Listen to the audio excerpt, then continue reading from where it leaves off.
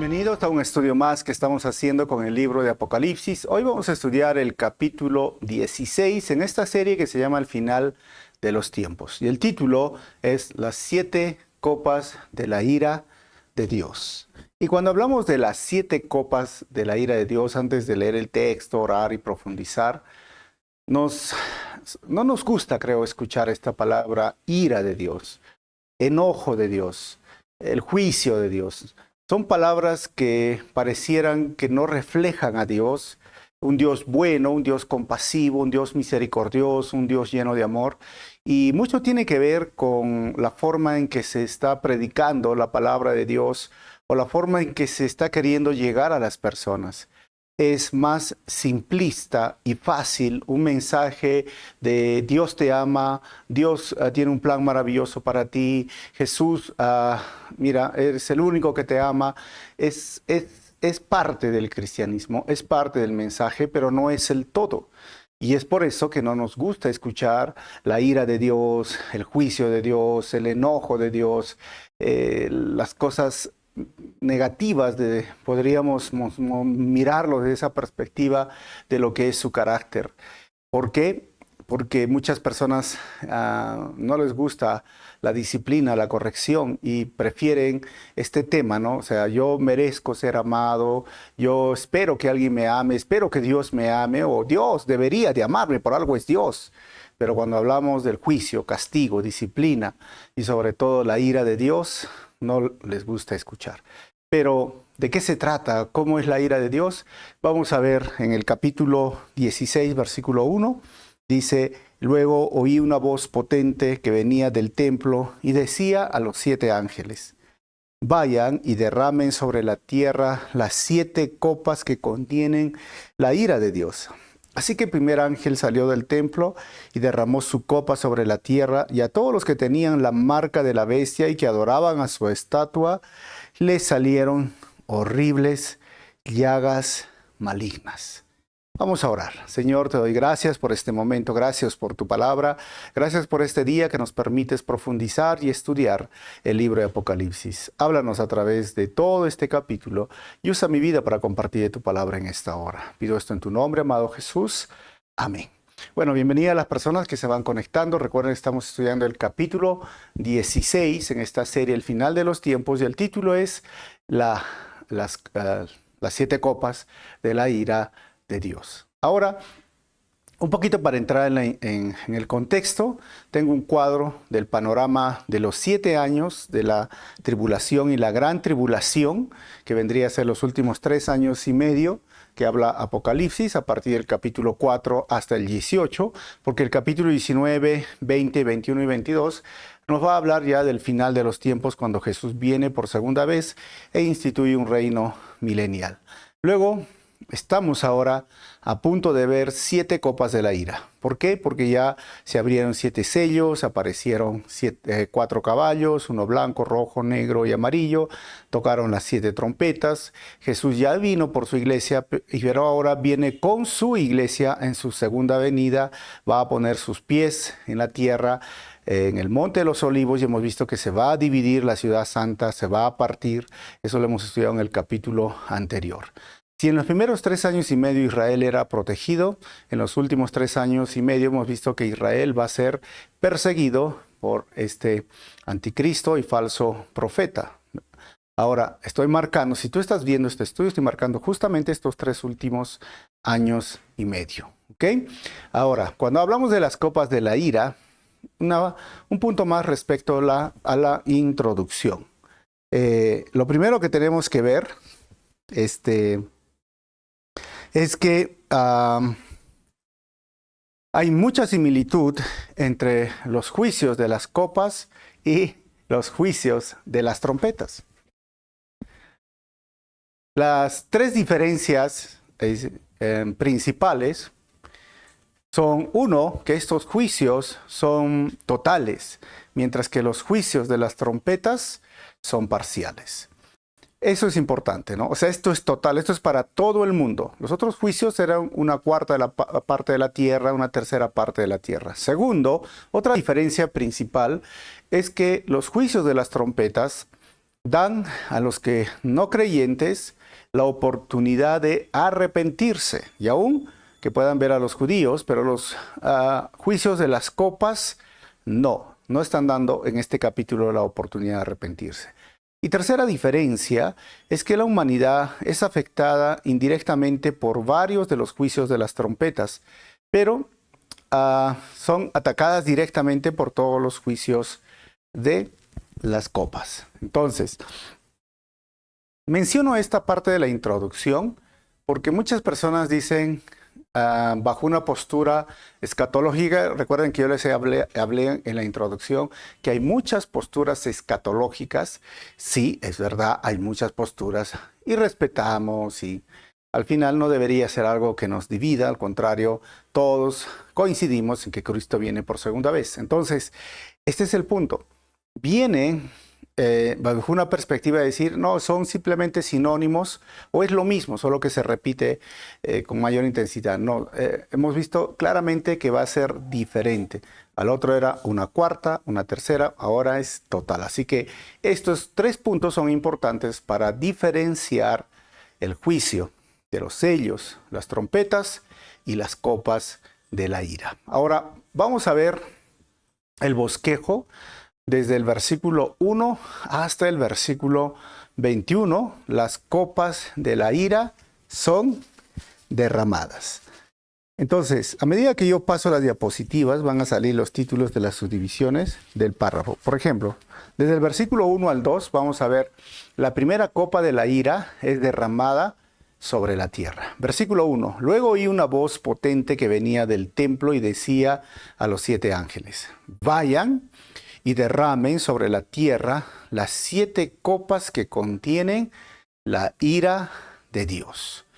Estas 7 copas, hay una gran similitud con lo que nosotros vemos en las 10 plagas de Egipto. ¿Recuerdan estas plagas que están en el libro de Éxodo, empezando el capítulo 8, 9 y 10? ¿Sí? Vamos a ver por qué. Versículo 2. Así que el primer ángel salió del templo y derramó su copa sobre la tierra.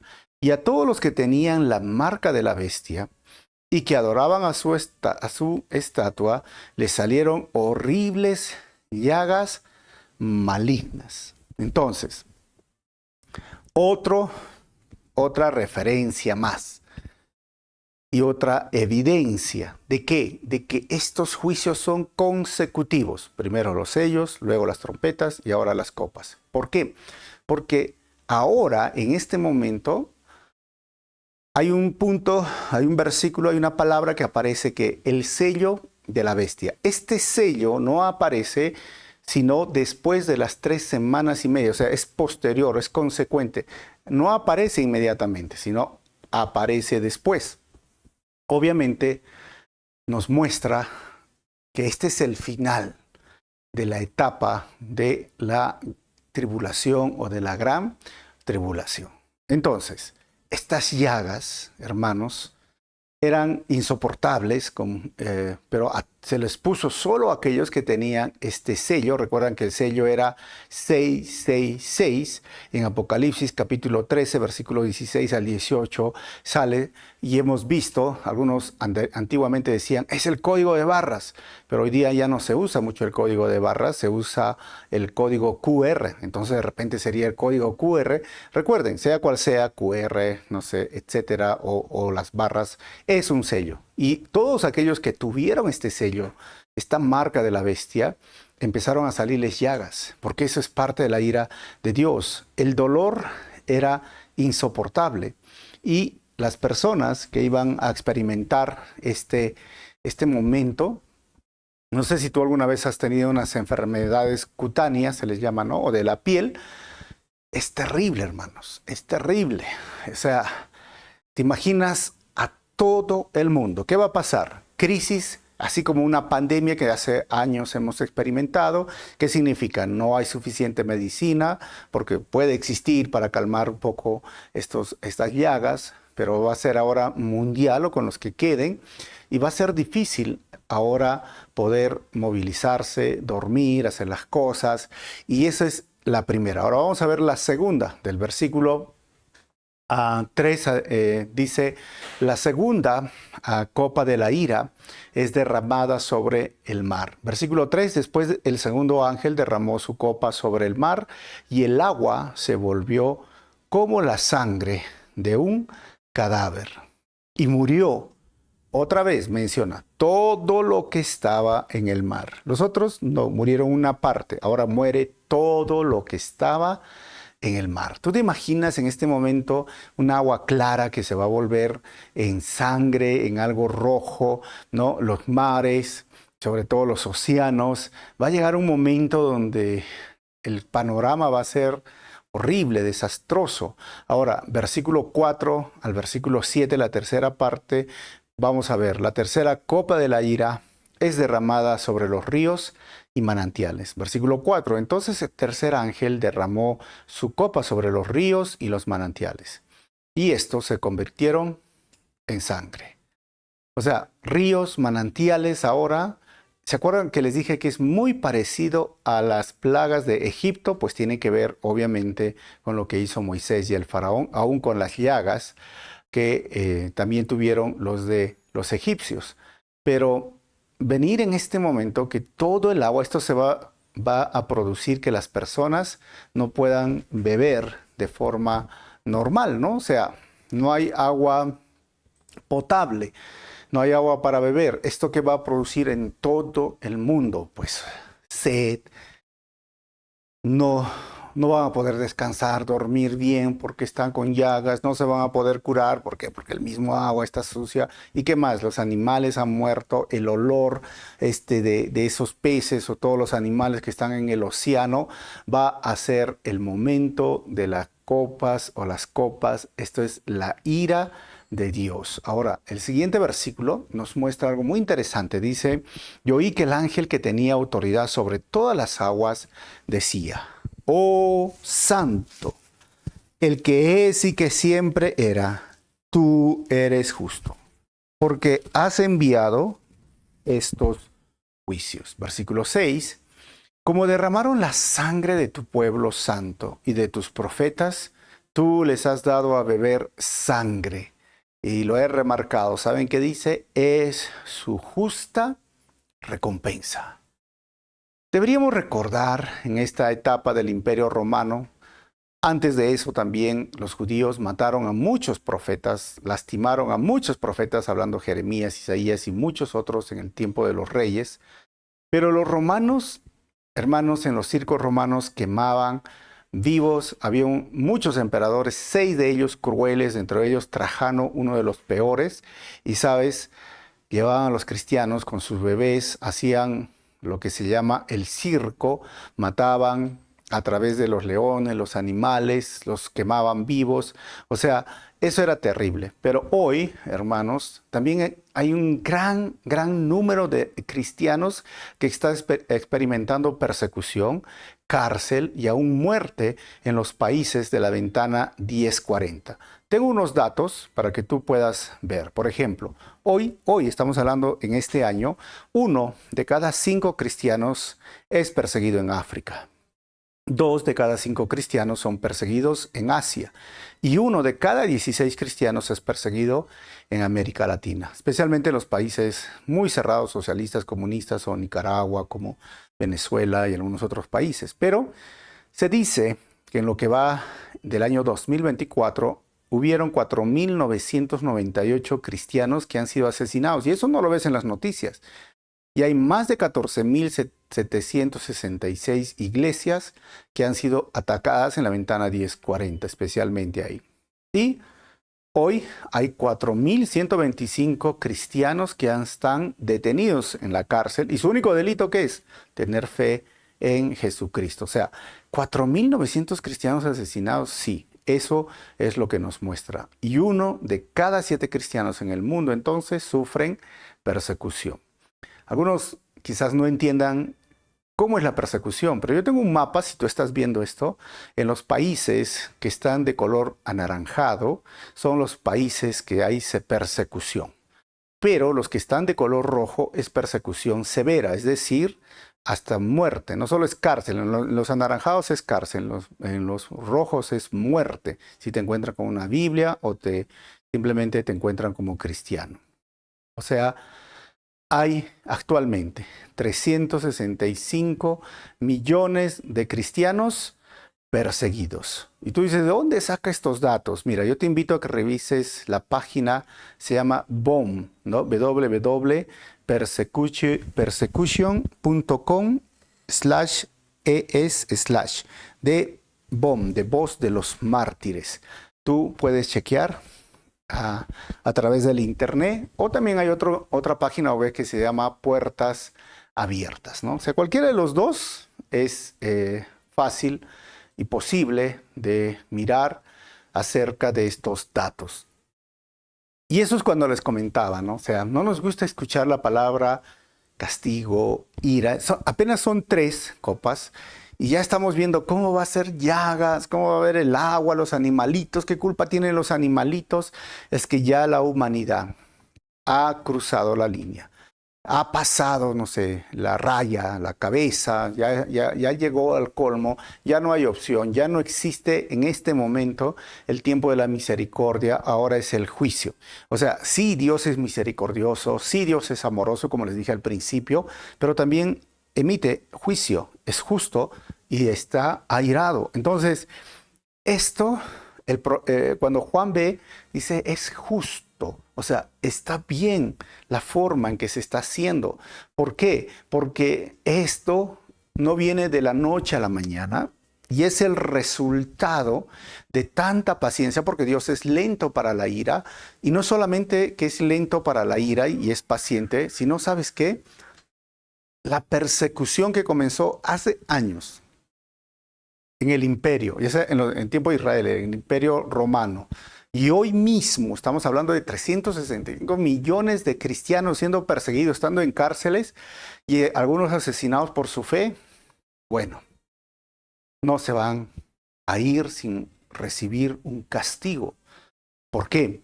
Porque no hay un delito ser cristiano, no es un delito ser hijo de Dios, pero ellos lo han vuelto un delito y abusan de su poder, entre comillas, de su política que tienen en cada país, estos países cerrados. ¿Y saben cuántos países son? 50 países el día de hoy. Entonces, esto es algo que sí es justo. Por eso el profeta lo dice así. Juan, ahora, versículo 7, vamos a ver, dice, y oí una voz que venía del altar y decía, sí, oh Señor Dios, el Todopoderoso, tus juicios son verdaderos y justos. ¿Sí? Eso es lo que vemos. El Señor Dios, el Todopoderoso, tus juicios son verdaderos y justos. ¿Sabes por qué? Porque hay juicios injustos y porque hay juicios de mentira o de show. A veces eso es lo más popular que encontramos hoy día en todas nuestras cortes, a veces, y países de Latinoamérica.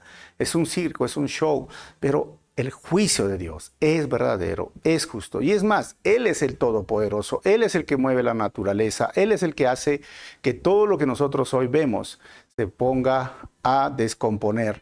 Porque todo tiene un orden, ¿no? Ustedes saben el ciclo del agua, el aire, cómo se purifica, ¿no? O sea, respecto a las plantas, respecto a todo.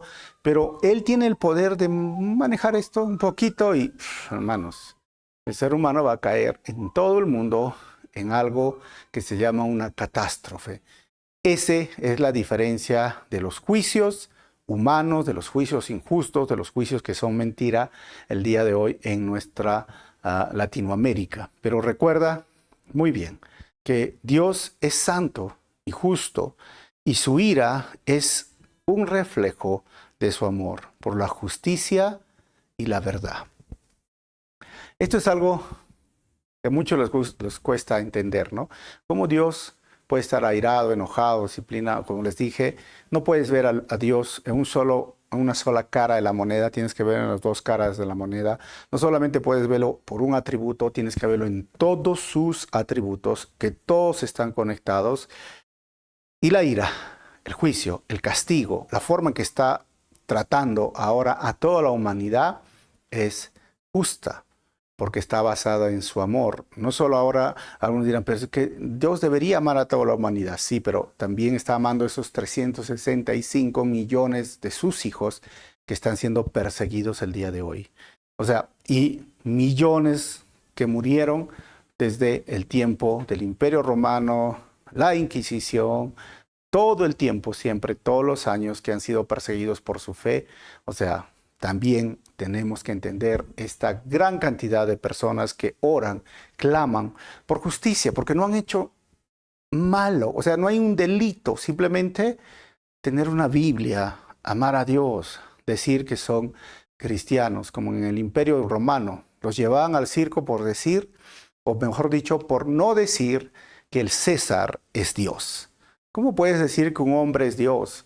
Porque eso decían, el César era el Curios, el Señor, el Dios, y tenían que quemar un poquito de ceniza, agarrar la ceniza, ¿no?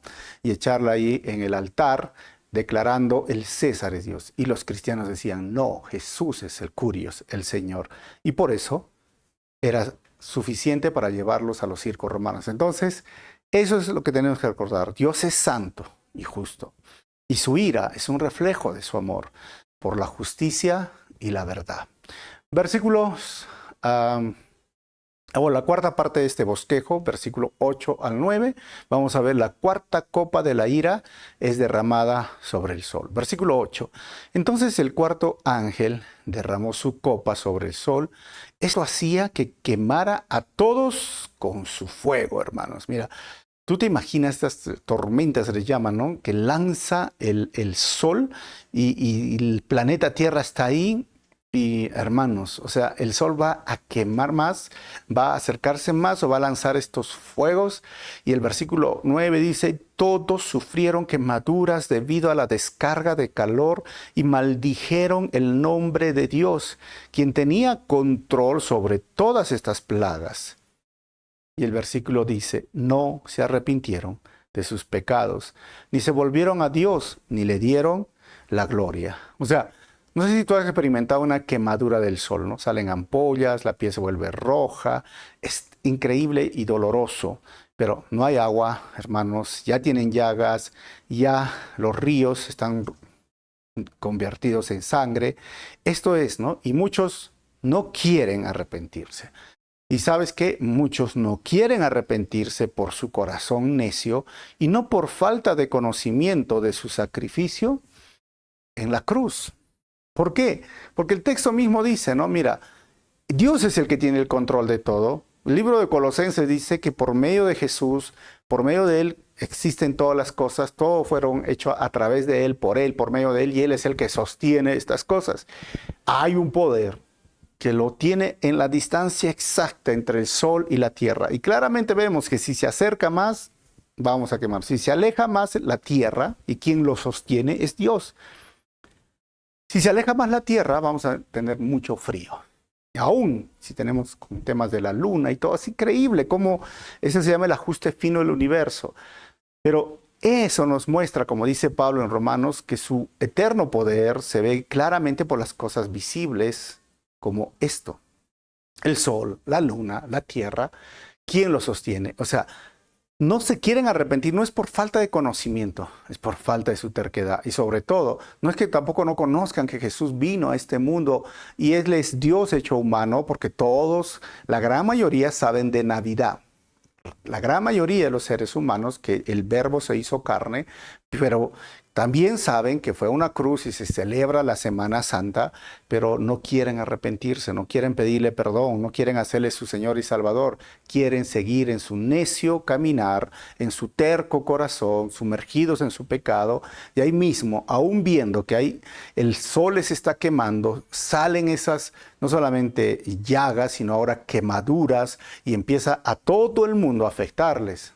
Aún así, no quieren humillarse ante el único que tiene el control de sacar esto. Pero vamos a ver ahora la quinta parte del versículo 10 al 11. La quinta copa de la ira es derramada sobre el trono de la bestia. Dice el versículo 10, después del el quinto ángel derramó su copa. Derramó su copa sobre el trono de la bestia. Y el reino de la bestia quedó sumergido en la oscuridad. Sus súbditos rechinaban los dientes por la angustia. ¿Se acuerdan que es muy parecida que les dije a esas plagas de Egipto, ¿no? El trono de la bestia, como el trono del faraón, y de un momento a otro todo se oscurece. Tratan de salir adelante con un poco de luz, pero se acuerdan que en Egipto también quedaron en oscuridad y ahora es igual. El mundo va a estar oscuro. ¿Y quién hace posible esto? Dios. Porque Dios hace que se salga el día y la noche. Claramente lo vemos. Ahora, Apocalipsis 14:7 dice lo siguiente. Teman a Dios, gritaba. Denle gloria a Él, porque ha llegado el tiempo en que ocupe su lugar como juez. Adoren al que hizo los cielos, la tierra, el mar y todos los manantiales de agua. O sea, Dios debe y merece ser adorado y debe ser temido porque Él es el que controla todo esto. Y Apocalipsis 15:4 dice, ¿quién no te temerá, Señor, y glorificará tu nombre? Pues solo tú eres santo. Todas las naciones vendrán y adorarán delante de ti, porque tus obras de justicia han sido reveladas. Entonces, cuando miramos esto, es que ya versículos, capítulo anterior y versículos anteriores nos mostraban que debería el ser humano recordar que el que merece honor y el que merece gloria es el Creador. Que a quien deberían arrodillarse o postrarse o rendirse, humillarse, es a Dios.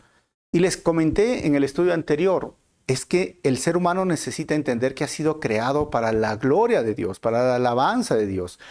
Dios no existe para mí.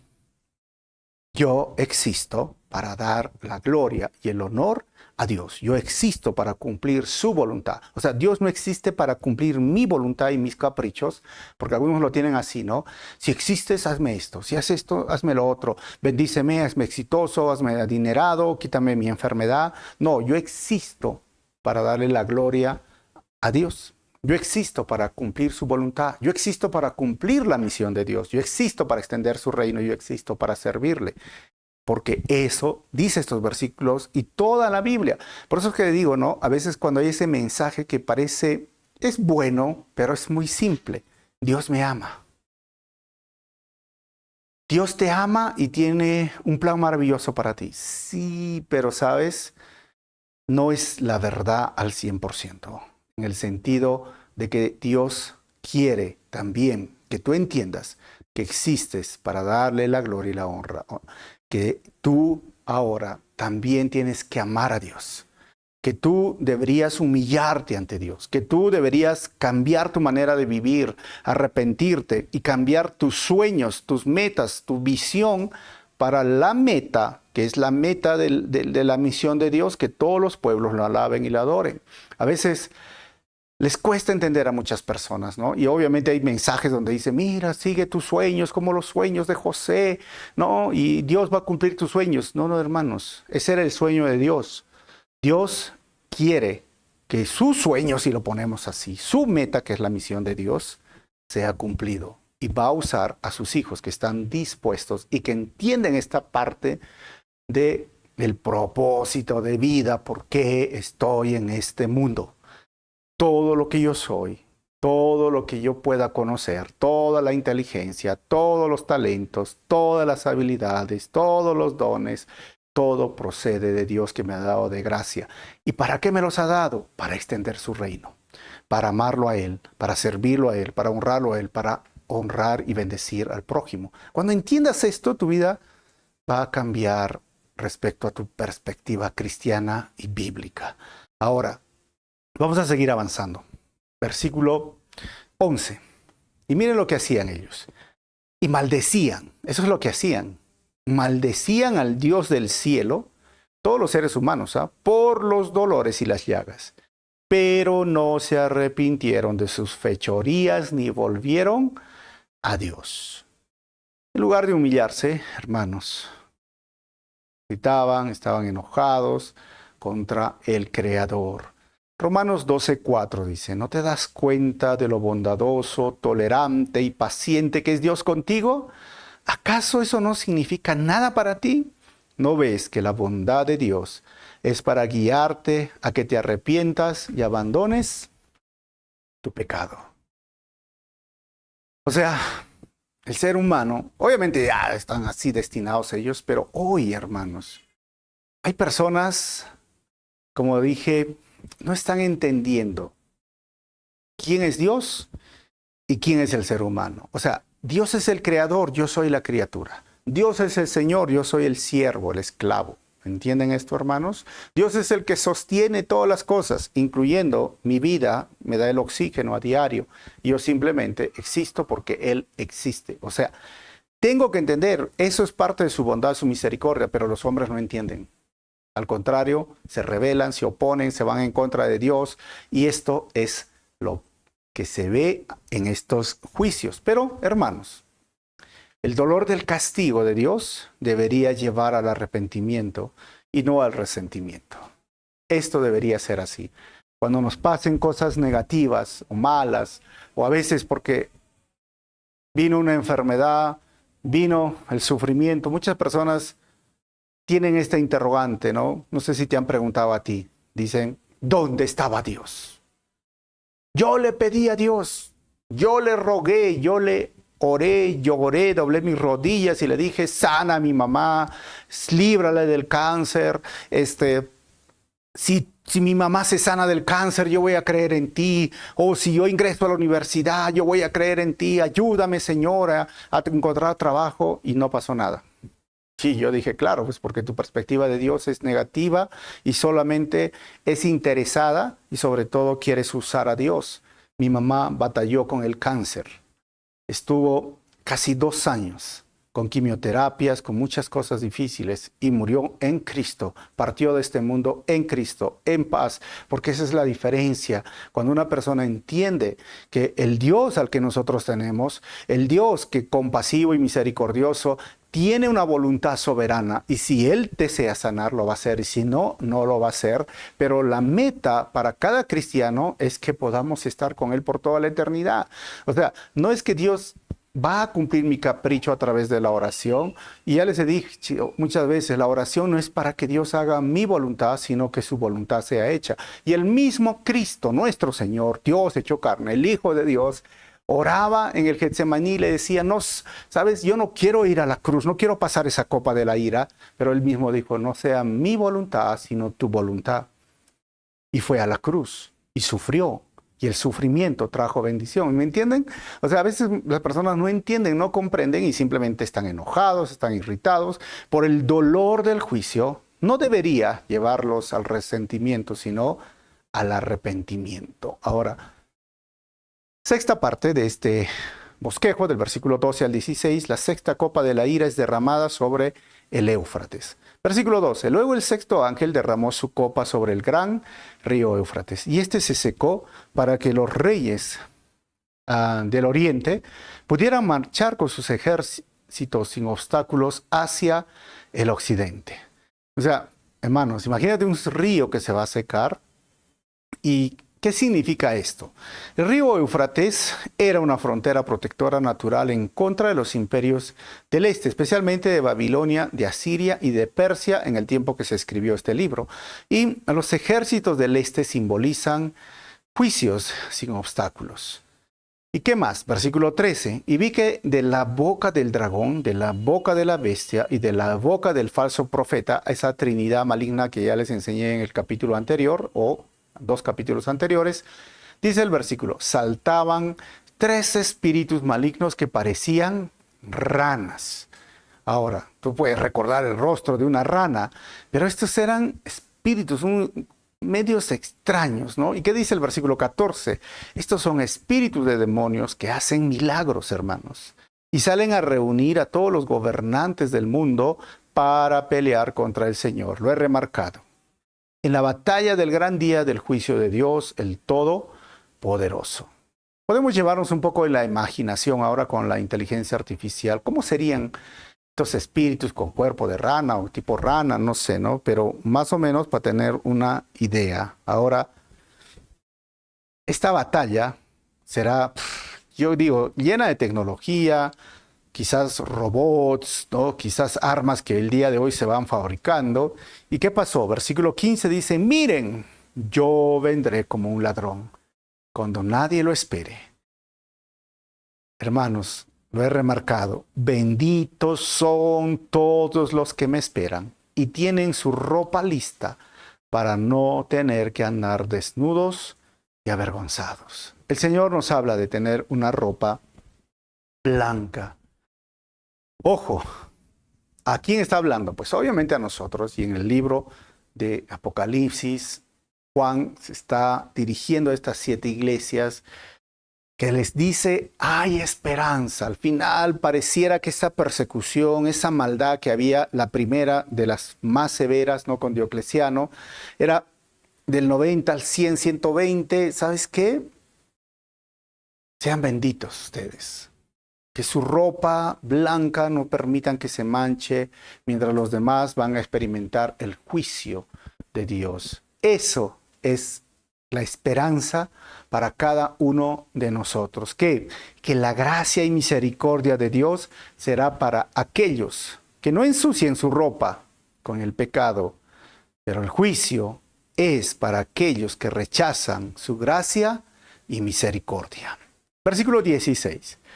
Y los espíritus de demonios, miren, estos espíritus reunieron a todos los gobernantes y a sus ejércitos en un lugar en hebreo que se llama Armagedón, ¿ok? Armagedón es muy famoso y ¿sabes qué? Muchos creen que este título es para una gran batalla nuclear. Pero es curioso que muchos creen que se trata de una película, ¿no? ¿Se acuerdan de Bruce Willis? Pero la palabra Armagedón significa sobre el monte de Megido. Ahora, Megido es una planicie elevada en la zona de Israel y allí, hermanos, se encontrarán los ejércitos del mundo para pelear contra Israel. Israel, en ese tiempo o en el contexto que va a venir, que estará siendo protegido por Dios en el desierto, y esta será la batalla en la que Jesús se muestre por segunda vez en la tierra, donde pondrá sus pies en el Monte de los Olivos, y eso lo veremos en capítulos que vienen pronto. Pero tengo un mapa de la Tierra Santa y lo estoy marcando Megido, que está justamente cerca de Galilea, ¿no? Y cuando tú vayas a la Tierra Santa, es como si es una planicie, como decimos en Arequipa, es una pampa, no sé, campo abierto, es un lugar donde nos menciona que va a suceder el Armagedón, una batalla increíble que va a ser más tecnológica, creo, pero para Dios no hay tecnología que lo pueda aguantar. Terminamos la séptima parte de este capítulo del versículo 17 al 21. La séptima copa de la ira es derramada en el aire. Dice el versículo 17, luego el séptimo ángel derramó su copa en el aire y desde el trono del templo salió un fuerte grito. Todo ha terminado. 18. Entonces rugieron y retumbaron truenos y salieron relámpagos y se produjo un fuerte terremoto. Voy a volver a leer. Y se produjo un fuerte terremoto, el peor desde que el hombre fue puesto sobre la tierra. O sea, nunca hubo algo así. Rugieron, brum, brum, no sé, ¿no? Brum, no sé, hermano, vamos a hacer el sonido. Pero, fuerte terremoto.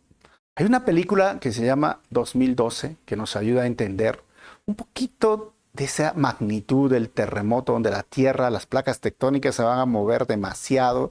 Hermanos, esto es increíble. Si no lo has visto, esa película, vela un poco. Obviamente habla esto del calentamiento global, pero nos da una idea de lo que podría venir en este gran terremoto como nunca antes lo hubo, dice claramente el texto, ¿no? O sea, las ciudades, todo el mundo va a sufrir este gran terremoto. Ahora, versículo 19. La gran ciudad de Babilonia se partió en 3, hermanos, en 3 secciones. Y las ciudades de muchas naciones cayeron y quedaron reducidas a escombros. Así que Dios se acordó de todos los pecados de Babilonia y lo hizo beber de la copa que estaba llena del vino del furor de su ira. Esta gran ciudad de Babilonia obviamente está hablando tanto del Imperio Romano, hoy sería Roma, pero es la Babilonia religiosa. Ahora, versículo 20. Entonces desaparecieron todas las islas y las montañas se vinieron abajo y no existieron más. Por eso le dije, vean esa película 2012, ¿no? Porque el mar crece, el océano, las montañas, aún sale el Tíbet, ¿no? Que está rodeado por el agua. Versículo 21, hubo una gran tormenta de granizo y piedras de granizo como de 34 kilos. Es casi una bolsa de cemento. No sé si has cargado una bolsa de cemento o de yeso. Cada uno cayeron del cielo sobre las personas. ¿Sabes qué, hermano? ¿Qué dice el texto final? Maldijeron a Dios debido a la terrible plaga de granizo. Muy parecido a Egipto, ¿verdad? Cuando cayó sobre Egipto, pero ahora va a caer sobre toda la tierra. Como 34 kilos. Entonces son como un tipo, hermanos, de rocas enormes, de piedras así que van a caer como, no sé, hoy en mi ciudad tenemos sillares, ¿no? Estos sillares enormes van a caer y van a destruir. Y la gente, ¿sabes qué va a hacer? Van a maldecir. La tierra va a sufrir el peor terremoto como nunca antes lo hemos visto. Y esta es la secuencia final de estos eventos, hermanos. Un gran terremoto, Jerusalén dividida en tres, Roma, todas las ciudades del mundo destruidas, Babilonia paga su maldad, las islas y los montes desaparecen, cae granizo de 34 kilos y ¿sabes qué hacen? Al final los hombres blasfeman a la llegada de Jesús. Hermanos, lo único que podemos ver en este capítulo y al final de este versículo, que la victoria final es de nuestro Dios poderoso. Al final de los tiempos, el mal será vencido y el bien triunfará. Estamos llegando al final de nuestro estudio y solamente quiero recordarte, esto es global, esto es en todo el mundo, el granizo, el terremoto, este momento de las llagas, el sol, el río, el mar, los océanos, o sea, va a ser el momento donde los seres humanos van a sufrir, pero aún sufriendo, no se acercan a Dios. Pero obviamente Dios ya lo sabía. Pero hoy, estamos hablando ahora en este año, si en algún momento nos pasan momentos difíciles, no reniegues contra Dios, no maldigas a Dios, no te vayas en contra de Dios, sino es el momento de acercarse a Dios. Es el momento de humillarse ante Dios. Es el momento de pedir misericordia. Porque si no, lo siguiente será el juicio, la ira o el endurecimiento del corazón. Recuerda que cuando Faraón no quería obedecer a Dios, ¿sabes? Dios le dijo, eso es lo que quieres, eso es lo que tendrás. Hasta el momento que cayó la última de las plagas. ¿Se acuerdan de Egipto? Era la muerte de los primogénitos. Cuando tocó su vida, lo más profundo de su corazón se derritió, se lastimó y dio recién su brazo a torcer. No esperes, hermano, que te vengan las peores desgracias o catástrofes para ponerte a cuentas con Dios. Es el momento de pedir perdón, es el momento de acercarnos a Dios, es el momento de humillarnos ante el Dios Todopoderoso. Hoy, su gracia y misericordia están para todos aquellos que no ensucian su vestidura con al pecado. Así que vamos a terminar con 4 conclusiones. Lo primero que hemos visto el día de hoy es Dios es santo y justo y la dimensión de su juicio es un reflejo de su amor por la justicia y la verdad. Y número 2, lo que hemos visto el día de hoy, en muchas personas la falta de arrepentimiento no es por falta de conocimiento, es por falta de humildad y terquedad en el corazón. Y número 3, lo que hemos visto el día de hoy, es mejor disfrutar la gracia y misericordia de Dios hoy en día que el juicio y el dolor en el futuro. Y número 4, lo que hemos visto, es que la victoria final entre el mal, el diablo y sus demonios será de nuestro Dios, que hoy vive en nosotros. Así que oremos, hermanos, y terminemos este estudio. Señor, te damos gracias por este momento. Este libro habla de ti, este libro habla de tu victoria. Este libro, Señor, habla de cómo tú, al final, triunfas, vences. Este libro se trata de ti. No de bestias, no de Babilonias, sino se trata de ti, Señor. Que tu gracia y misericordia siempre nos acompañen y nos protejan y nos guarden y nos cuiden hasta el día en que tú decidas llevarnos. Sabemos que en medio de las dificultades tú estás con nosotros. Tú no siempre libras de los problemas, las dificultades o las enfermedades a tus hijos, pero tú sí prometes que estarás en medio de las dificultades, las enfermedades y los problemas con tus hijos.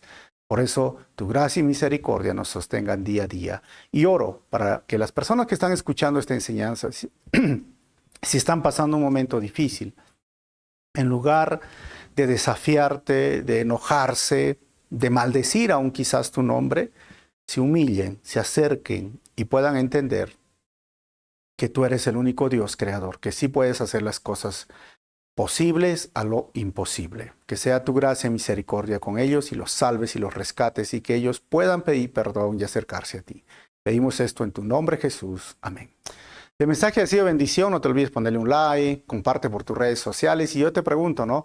¿Cuál de los 7 copas de la ira de Dios te llama a ti más la atención y cuál de las 7 copas de la ira te da más miedo o terror? Nos vemos en el próximo estudio.